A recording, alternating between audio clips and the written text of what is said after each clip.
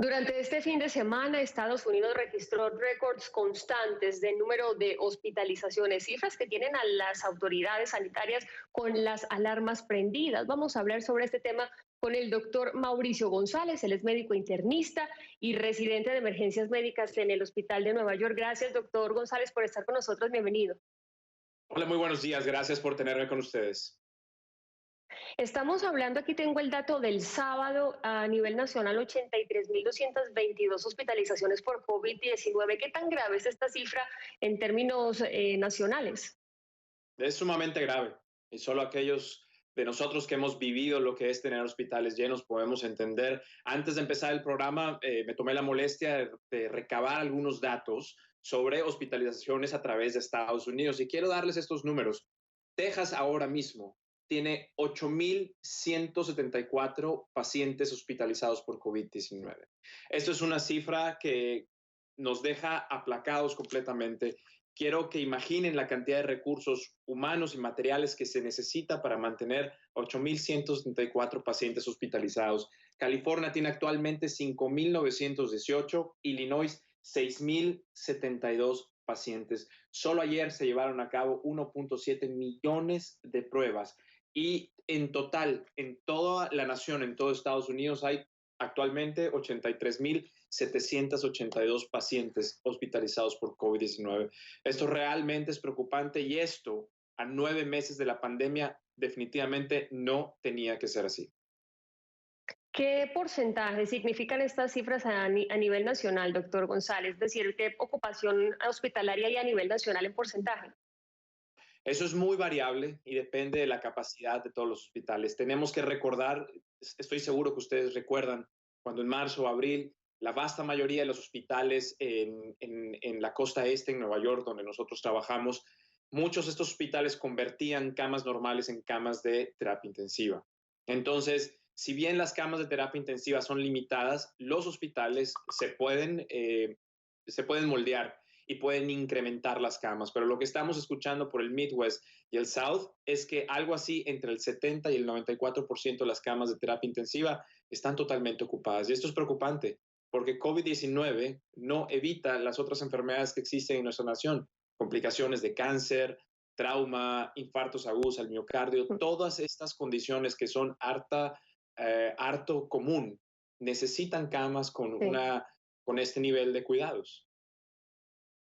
Tuvimos un tiempo de preparación, por eso se realizaron las cuarentenas para que los hospitales tuvieran la oportunidad de adaptarse, de complementarse, de recibir ventiladores y camas. ¿Están adaptados para este momento o siguen estando cortos en Estados Unidos? Van a seguir estando cortos. Lo que tenemos que recordar es que la pandemia no avanza de manera homogénea. Es decir, cuando llega un epicentro, el epicentro no se posiciona en todo el país al mismo tiempo. Ustedes recordarán que Nueva York fue el Ujú. epicentro en marzo, abril. Ahora el Midwest y el South se está volviendo el nuevo epicentro de COVID-19. No importa qué tanto se adapten los hospitales, si la sociedad civil no está usando máscaras, no está generando distanciamiento físico, no estamos haciendo el famoso contact and tracing, no importa, no hay hospital que aguante este número de casos. Y esto es muy importante. Los hospitales y la sociedad civil tienen que trabajar al unísono. De otra manera, no van a haber resultados positivos. ¿Cómo están trabajando el personal hospitalario, los enfermeros, los médicos? Porque veíamos también al inicio, cuando estuvo tan tremenda esta pandemia, que había crisis también incluso psicológicas o cansancio excesivo por el trabajo que estaban realizando. En este momento, ¿cuál es la situación de los trabajadores de la salud? Yo ahora mismo no he tenido la oportunidad de viajar a Midwest o al South o al Sur, Texas, etcétera, a ver cuáles son las condiciones, pero por lo que yo viví en Nueva York, cuando se presenta esta marea de casos, las condiciones son muy difíciles. Primero, tienes demasiados pacientes.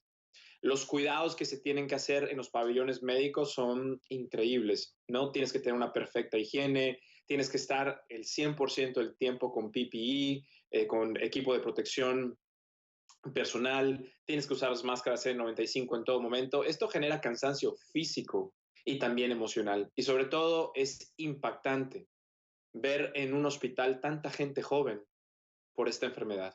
Toda esta serie de Y, combinación de fina- factores hace el tratamiento muy difícil. Sí, y finalmente, doctor, antes cuando comenzó esta pandemia sabíamos muy poco sobre el COVID-19. Hoy, mal que bien, sabemos muchísimo más que antes. ¿Esto ha modificado en algo la atención que se está dando en los hospitales, tal vez la gravedad de la enfermedad, la gravedad de los síntomas o incluso la mortalidad que ha ido disminuyendo con el pasar de los meses? As- Qué buena pregunta estás haciendo. Por supuesto, por supuesto. Esto es un testamento de los avances científicos y médicos en medio de la pandemia. Al principio de la pandemia, la mortalidad tenía cierto nivel, la mortalidad sobre todo en pacientes con COVID severo, aquellos pacientes que requerían oxígeno suplementario o inclusive ventilación mecánica. Hoy, esa mortalidad en pacientes por COVID severo ha caído entre un 18 y un 30%. Y eso son noticias por las cuales debemos estar felices en todo el mundo. Doctor, pues muchísimas gracias por contarnos sobre la situación de los hospitales en Estados Unidos, preocupantes, pero por otro lado, pues un poco de noticia positiva. Gracias por atendernos. Un placer, que estén bien.